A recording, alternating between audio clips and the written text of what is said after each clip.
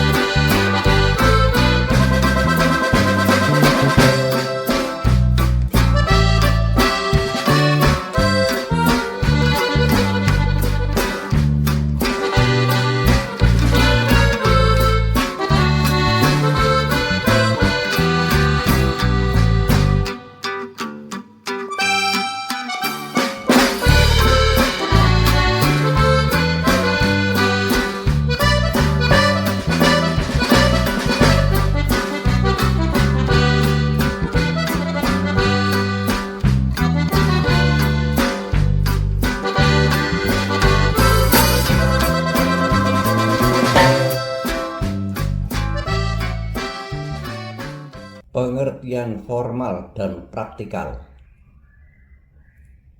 Tumbuhan sebagai struktur ekosistem menjadikan ruang tumbuhan selanjutnya disebut sebagai fitostruktur.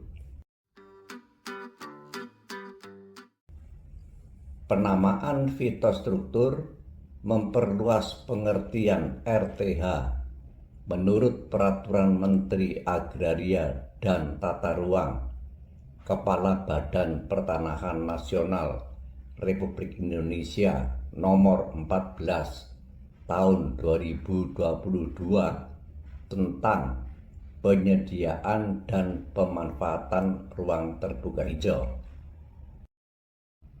Ringkasan pasal 1 poin 15 peraturan tersebut, RTH merupakan tempat terbuka tetumbuhan outdoor bangunan, baik alamiah maupun sengaja ditanam, yang berfungsi ekologis, resapan air, ekonomi, sosial budaya, estetika, dan penanggulangan bencana. Konsekuensi fungsi ekologis adalah pengolahan limbah dan remediasi lingkungan sebagai RTH yang dibahas pada Fitoteknologi Kontemporer buku 4 bab 6 Fitoteknologi Terapan, Phytotreatment, dan Phytoremediation pada kanal ini. Dalam peraturan yang sama itu, RTH dikategorikan sebagai RTH publik dan RTH privat berdasarkan kepada kepemilikan dan pengelolaan. RTH publik adalah kepemilikan dan pengelolaan oleh pemerintah sampai ke tingkat pengelolaan rukun tetangga (RT).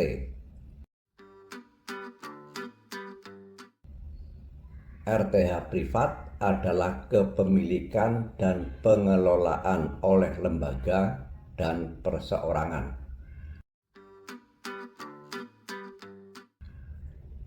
Oleh karena RTH merupakan ruang tumbuhan sebagai struktur ekosistem dan pengaturannya melalui peraturan pemerintah, maka selanjutnya disebut sebagai fitostruktur formal.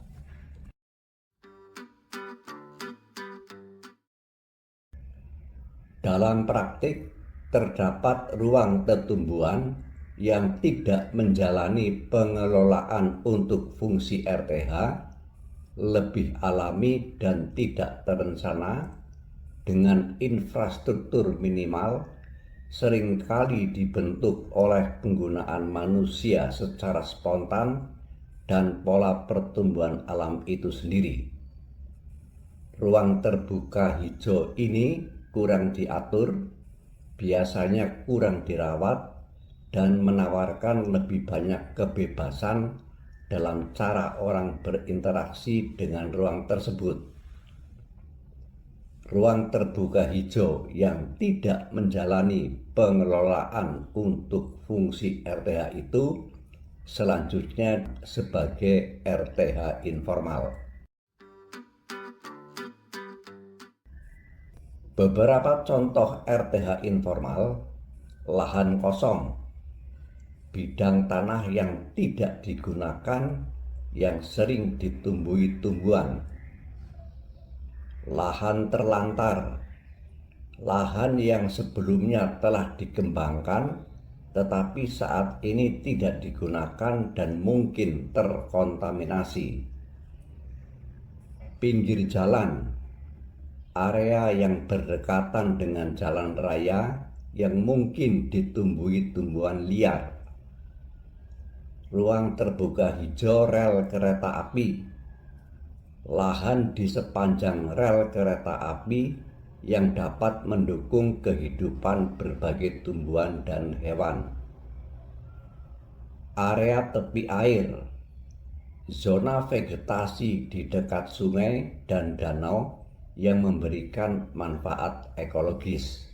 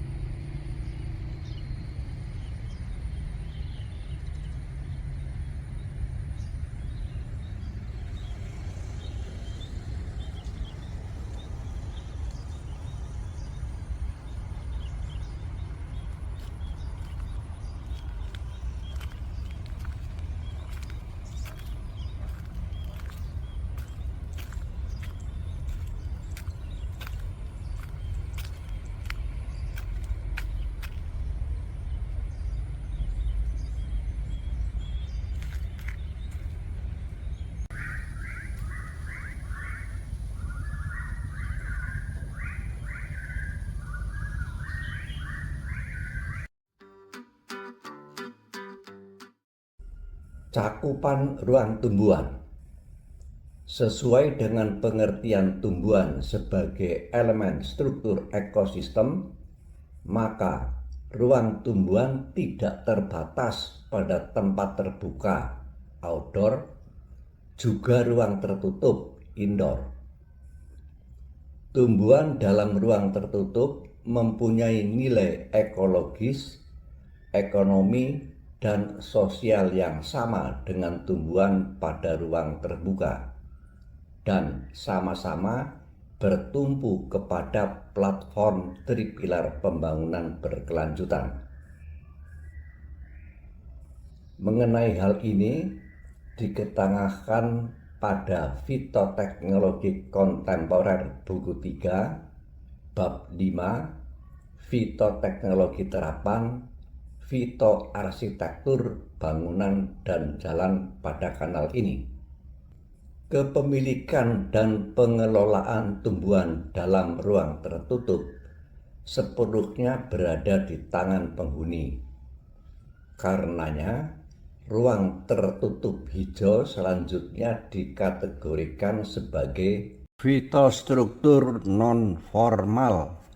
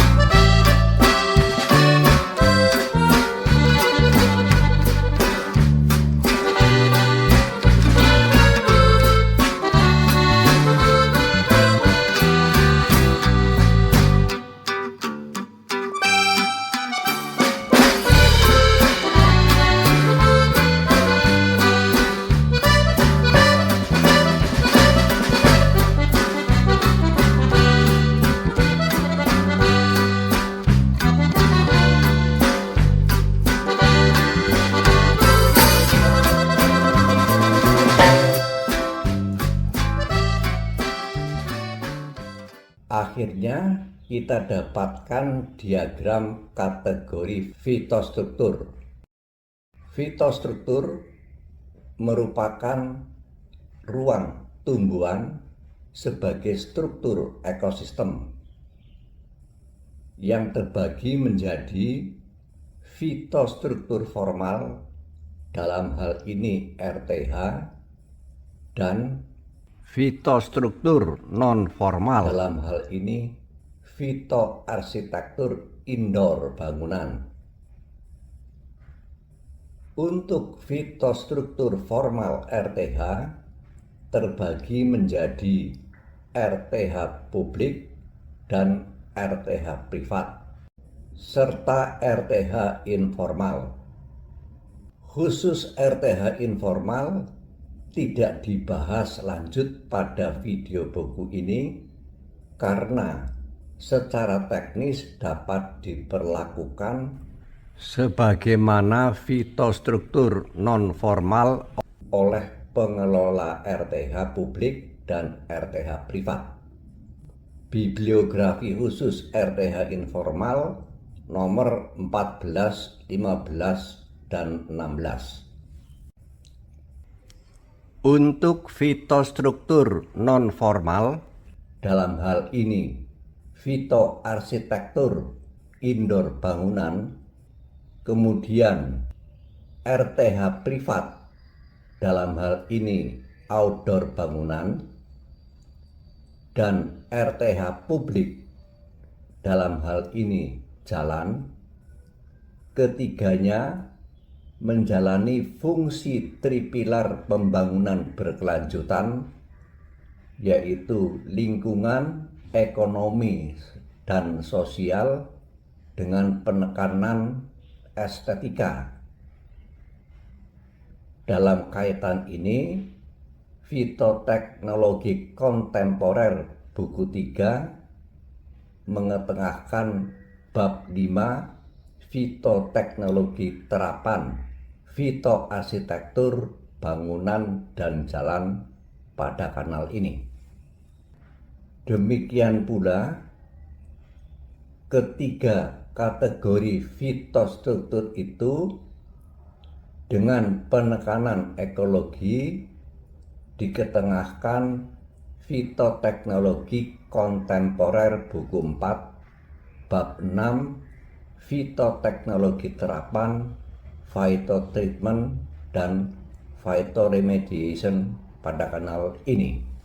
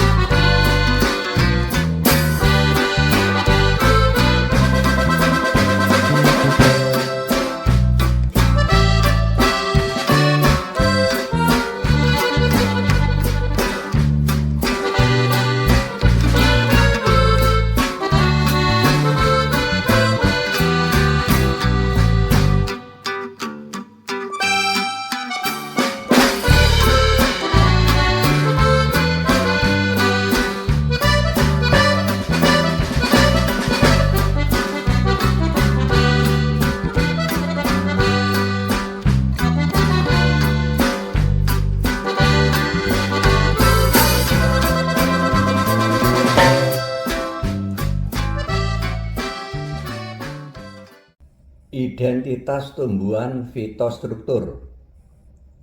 Untuk memaksimalkan fungsi fitostruktur, ikuti segitiga identitas tumbuhan pada Fitoteknologi Kontemporer buku 1 bab 3 Identitas tumbuhan fitoteknologi pada kanal ini. Yang pertama, mengenai jenis tumbuhan berdasar media tumbuh, habitat, dapat menggunakan tumbuhan air dan tumbuhan tanah.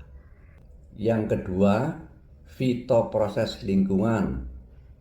Proses signifikan adalah untuk filoproses. Ketiga, mengenai waktu serapan gas sepanjang waktu, perlu keberadaan tumbuhan tipe C3, C4, dan CAM.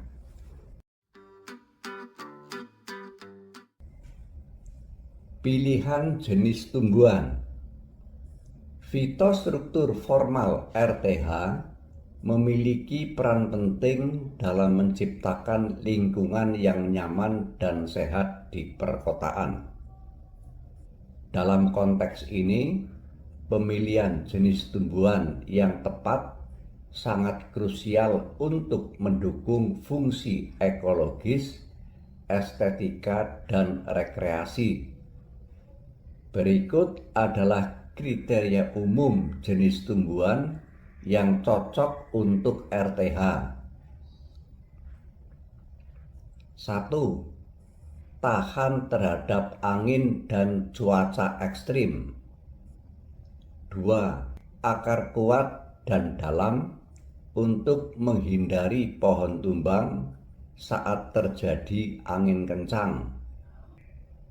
3. Batang kokoh dan tahan terhadap beban serta tidak mudah patah. Kriteria umum ini berlaku juga untuk Fitoteknologi Kontemporer buku 3 Bab 5 Fitoteknologi terapan fitoarsitektur bangunan dan jalan pada kanal ini. Khusus dedaunan ditempatkan sebagai kriteria khusus sesuai dengan fungsi khusus ekologis antara lain: 1. Dedaunan setinggi batang, bentuk daun kecil dan rimbun untuk memaksimalkan phylloproses. 2. Tajuk dedaunan lebar dan lebat untuk memaksimalkan keteduhan. 3. Dedaunan berbunga atau berwarna untuk memaksimalkan nilai estetika. Kekhususan untuk fitoteknologi kontemporer diketengahkan pada buku 3 bab 5 Fitoteknologi terapan fitoarsitektur bangunan dan jalan pada kanal ini. Beberapa pilihan jenis tumbuhan. 1. Pohon besar. Trembesi. Pohon ini dikenal dengan akar yang kuat dan tahan terhadap angin kencang. Selain itu, memiliki tajuk yang lebar dan teduh, memberikan keteduhan dan cocok untuk ruang terbuka hijau yang luas. Ketapang. Cocok untuk area dataran rendah. Ketapang dapat tumbuh dengan baik di lingkungan pantai dan berfungsi sebagai pohon peneduh.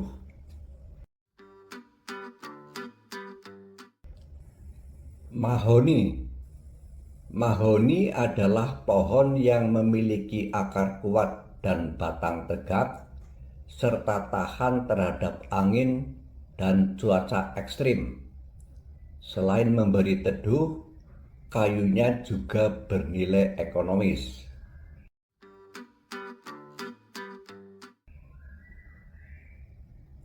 Akasia. Akasia memiliki batang yang kokoh dan sangat tahan terhadap angin. Akar pohon ini cukup kuat untuk menahan pohon tetap tegak. Pohon ini cocok untuk pemulihan lahan atau sebagai tanaman peneduh. Angsana. Angsana memiliki batang yang kokoh dan dapat bertahan terhadap cuaca buruk, serta tahan terhadap serangan hama dan penyakit. Selain itu, pohon ini memberikan naungan yang baik dan estetika yang menarik.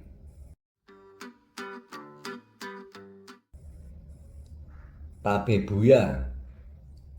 Daun lebat dan tajuk memberikan naungan yang sejuk. Keindahan bunganya memperindah ruang terbuka hijau. Pohon kecil dan semak. Asam Jawa memiliki arsitektur tajuk yang baik dan dapat menyerap polutan. Asam Jawa juga menarik bagi satwa liar. Kemuning sering digunakan dalam taman kota. Kemuning juga berfungsi sebagai tanaman hias yang menarik. Rumput bermuda memiliki daya tahan tinggi terhadap pemotongan dan cocok untuk area terbuka. Pilihan tipe tumbuhan. Secara luasan ekosistem, fitostruktur formal RTH adalah lebih luas dari fitostruktur informal, sehingga penggunaan keragaman tipe tumbuhan C3 C4 dan CAM pada RTH memberi dampak signifikan bagi nilai ekologis. Tumbuhan CAM sangat cocok untuk RTH di daerah panas dan atau memiliki ketersediaan air terbatas. Tipe CAM disarankan ditambahkan dalam setiap plot RTH untuk fungsi serapan gas sepanjang waktu.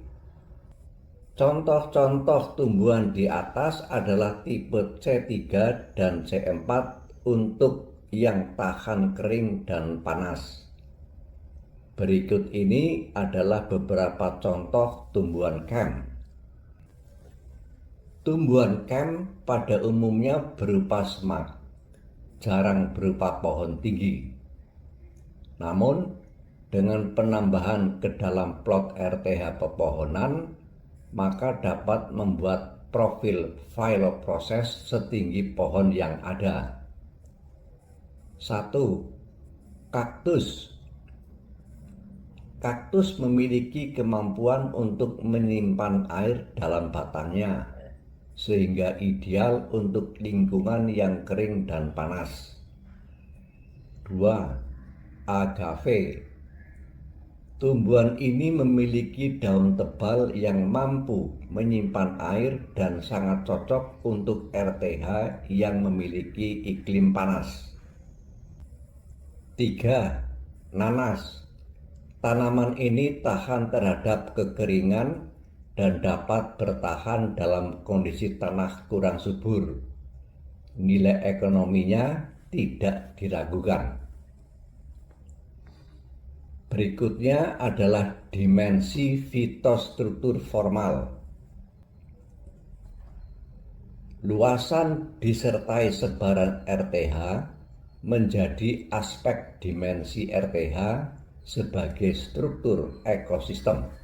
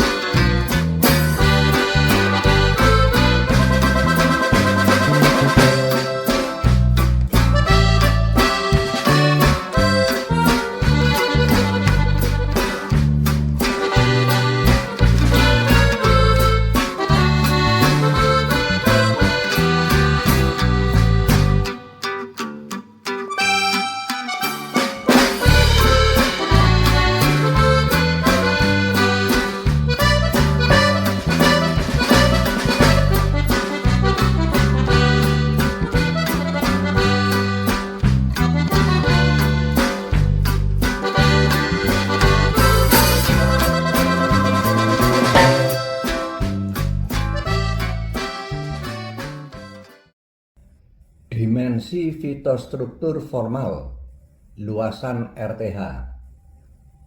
Penentuan luasan RTH merupakan hal yang kompleks, melibatkan banyak faktor yang saling terkait.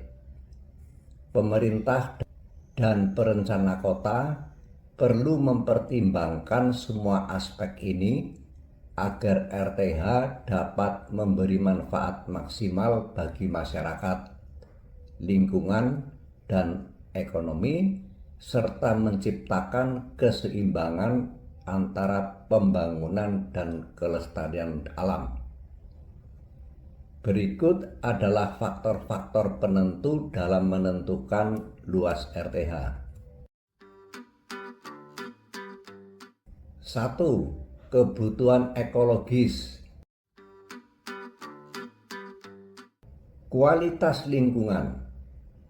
Ruang terbuka hijau berperan penting dalam menjaga kualitas lingkungan seperti memperbaiki kualitas udara, menjaga keseimbangan suhu, dan mengurangi polusi. Keanekaragaman hayati. RTH dapat menjadi habitat bagi berbagai spesies flora dan fauna yang mendukung keberagaman hayati. Manfaat hidrologis. RTH berfungsi sebagai daerah resapan air, mengurangi risiko banjir, dan memperbaiki kualitas air tanah.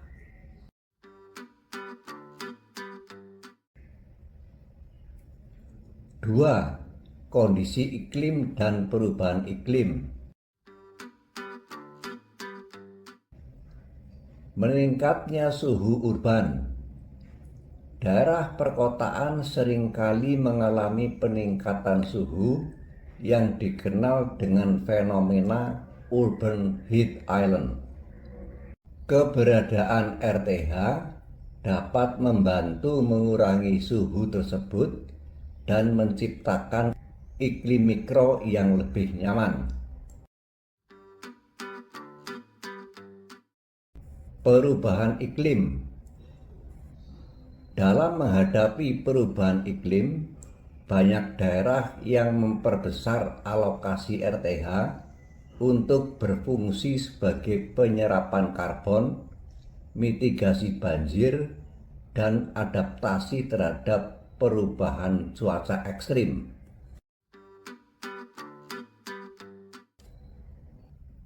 Tiga, kondisi topografi dan geografis. Topografi. Keberadaan lahan yang datar atau berbukit, serta lokasi-lokasi sensitif seperti daerah resapan air atau lereng gunung dapat mempengaruhi penentuan lokasi dan luas RTH. Pencemaran lingkungan.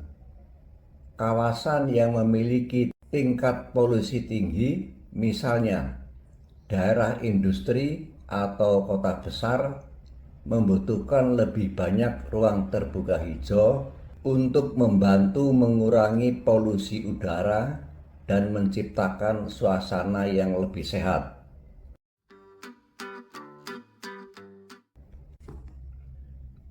Empat, peraturan dan kebijakan pemerintah. Peraturan zonasi dan tata ruang. Pemerintah sering menetapkan persentase minimum luas RTH berdasarkan peraturan zonasi dan rencana tata ruang kota. Misalnya, ketentuan yang mengharuskan minimal 30% dari luas kawasan perkotaan digunakan untuk RTH.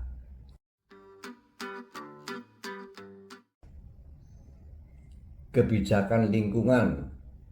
Kebijakan perlindungan lingkungan hidup dapat mempengaruhi penentuan luas RTH sebagai bagian dari upaya konservasi dan mitigasi perubahan iklim.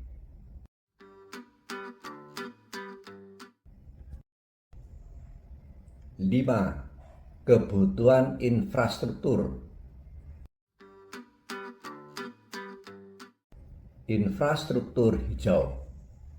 RTH tidak hanya berfungsi sebagai ruang terbuka, tetapi juga bagian dari infrastruktur hijau yang menghubungkan berbagai area dengan sistem jalur hijau, jalur pejalan kaki, dan transportasi ramah lingkungan.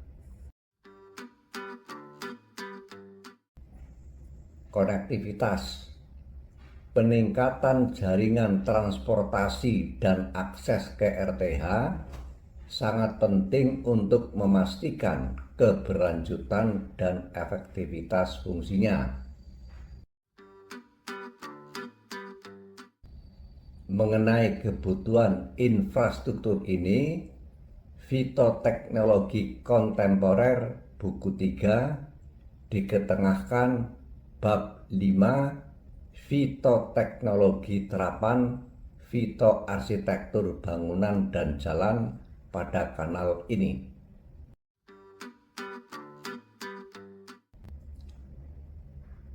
Enam, faktor ekonomi.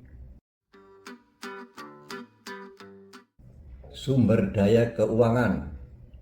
Proyek pembangunan RTH memerlukan anggaran yang cukup. Faktor ekonomi baik dari sisi pemerintah maupun swasta dapat mempengaruhi besarnya luasan RTH yang dapat dibangun. Pengaruh ekonomi jangka panjang. Ruang terbuka hijau yang cukup memiliki nilai ekonomi jangka panjang seperti peningkatan kualitas hidup penduduk dan daya tarik kawasan bagi wisatawan atau investasi. 7. Kepadatan penduduk dan penggunaan lahan. Kepadatan penduduk.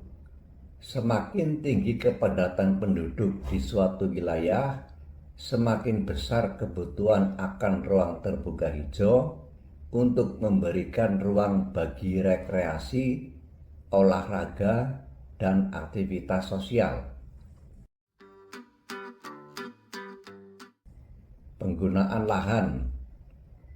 Pemanfaatan lahan yang sudah ada seperti perumahan, komersial, dan industri mempengaruhi seberapa banyak area yang dapat dialokasikan untuk RTH.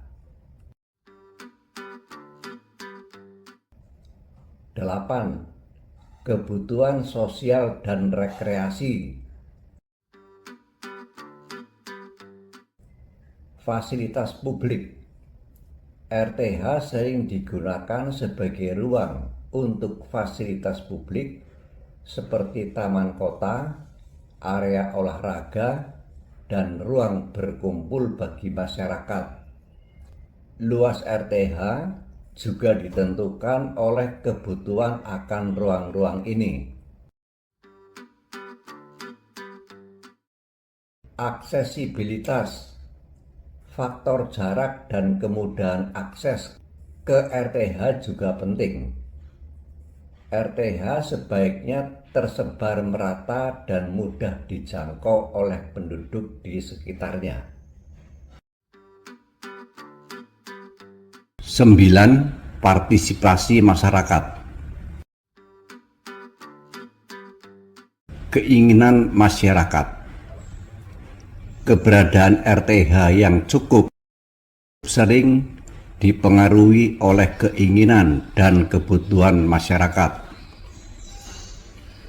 Survei dan partisipasi publik dalam perencanaan RTH dapat memperjelas apa yang dibutuhkan dan bagaimana ruang tersebut digunakan. Keterlibatan komunitas. Komunitas yang aktif dapat berperan dalam menjaga dan merawat RTH serta memberikan umpan balik mengenai pengelolaannya. 10. Teknologi dan inovasi dalam perencanaan kota. Pemanfaatan teknologi cerdas. Dengan adanya teknologi seperti pemetaan digital dan sistem informasi geografis, perencanaan RTH dapat dilakukan lebih efektif, memperhitungkan kondisi lahan, kebutuhan penduduk, dan kemungkinan pembangunan yang berkelanjutan. Pendekatan berbasis ekosistem. Inovasi dalam perencanaan kota yang berbasis ekosistem dapat meningkatkan efektivitas ruang terbuka hijau dalam mengatasi masalah lingkungan dan memberikan manfaat sosial yang lebih luas. Mengenai pendekatan berbasis ekosistem ini dapat ditinjau pada playlist Tapak Ilmu Profesor, video Tapak 7, Fitostruktur Lingkungan pada kanal ini.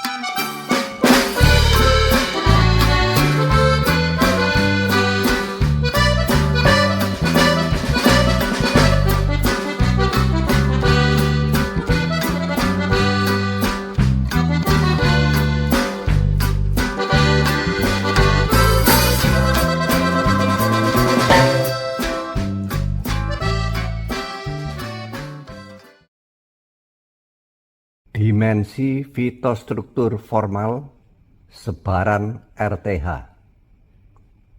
Sebaran RTH harus dilakukan secara holistik dengan mempertimbangkan berbagai faktor fisik, sosial, dan lingkungan.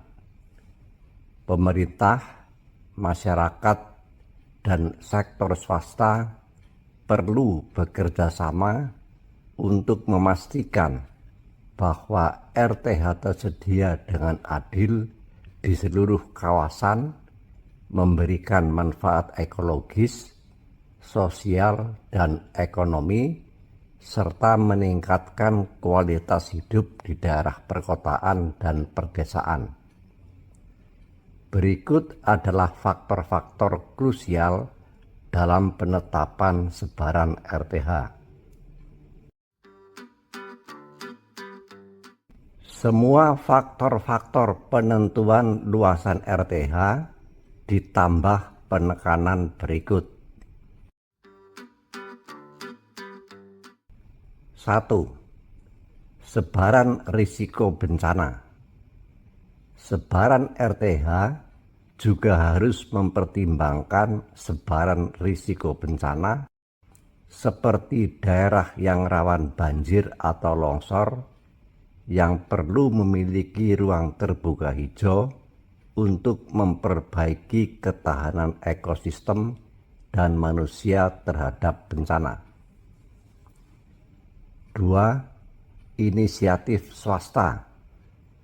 Sektor swasta seperti pengembang perumahan dan pengelola komersial dapat memainkan peran dalam menyediakan RTH melalui persyaratan untuk pengalokasian RTH di proyek-proyek mereka. 3. Perbanyak membujur utara selatan. Orientasi utara selatan memungkinkan cahaya matahari masuk dengan lebih merata sepanjang hari. Dengan orientasi ini, RTH menerima sinar matahari secara lebih merata dari pagi hingga sore. Sebaliknya, pada orientasi timur barat, satu sisi timur terkena sinar matahari lebih banyak pada pagi hari, sementara sisi barat lebih banyak terpapar cahaya sore.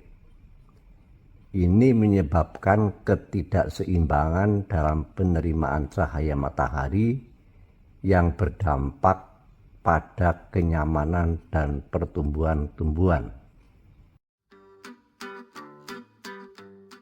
Jalur hijau yang memiliki orientasi utara selatan cenderung lebih nyaman untuk orang karena kedua sisi timur dan barat memperoleh sinar matahari yang cukup pada waktu yang berbeda sepanjang hari dan memberikan pengalaman yang lebih seimbang dan menyenangkan. Di sisi lain, orientasi timur-barat bisa membuat satu sisi jalur timur dingin di pagi hari, sementara sisi barat bisa terlalu panas di sore hari. Dalam desain ruang hijau yang lebih terintegrasi dengan bangunan atau fasilitas lain, orientasi utara selatan seringkali lebih menguntungkan untuk efisiensi energi. Misalnya, jika ada bangunan atau pavilion di dalam ruang hijau, orientasi ini dapat membantu memaksimalkan pencahayaan alami dan ventilasi silang, mengurangi kebutuhan akan pemanasan atau pendinginan buatan mekanis. 4. Perbanyak pada dataran tinggi atau berbukit. Melestarikan ekosistem dan keanekaragaman hayati. Dataran tinggi sering menjadi habitat bagi flora dan fauna endemik yang memerlukan perlindungan. RTH membantu mempertahankan ekosistem alami dengan menyediakan ruang bagi tumbuhan dan satwa liar.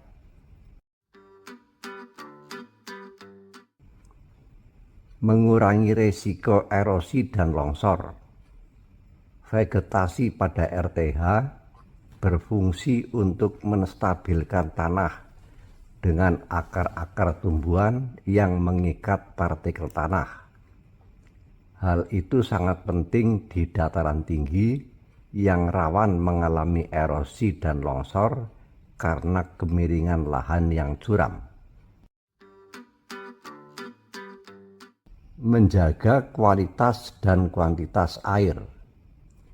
RTH di dataran tinggi berfungsi sebagai area tangkapan air yang membantu mengisi ulang air tanah.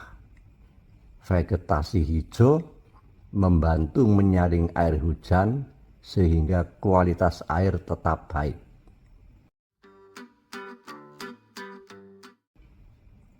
Mendukung pertanian dan kehidupan masyarakat. Sebagian besar masyarakat di dataran tinggi bergantung pada pertanian dan RTH membantu menjaga kesuburan tanah serta ketersediaan air untuk irigasi.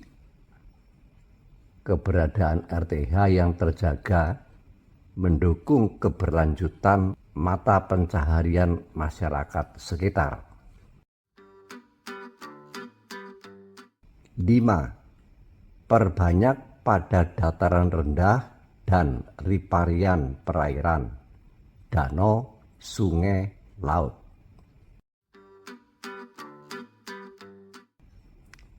Melindungi ekosistem perairan. Vegetasi riparian berfungsi menahan erosi tanah di sekitar badan air sehingga mencegah sedimentasi yang dapat merusak habitat perairan.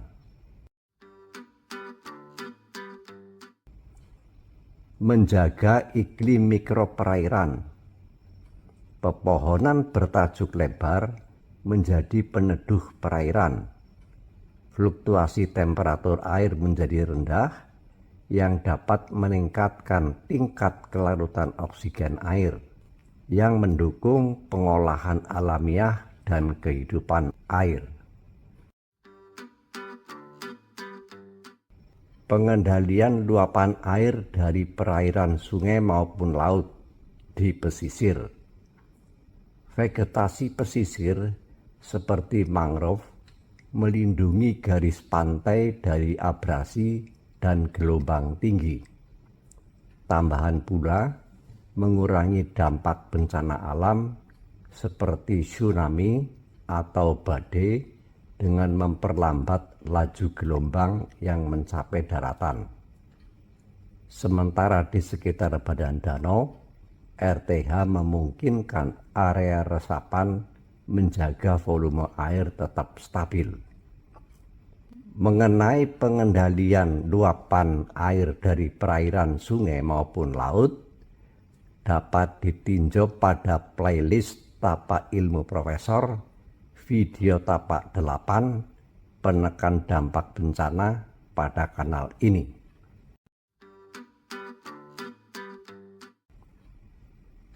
Manfaat sosial dan ekonomi. RTH di sekitar perairan menyediakan ruang bagi masyarakat untuk berekreasi, budidaya perikanan, dan pertanian berbasis konservasi.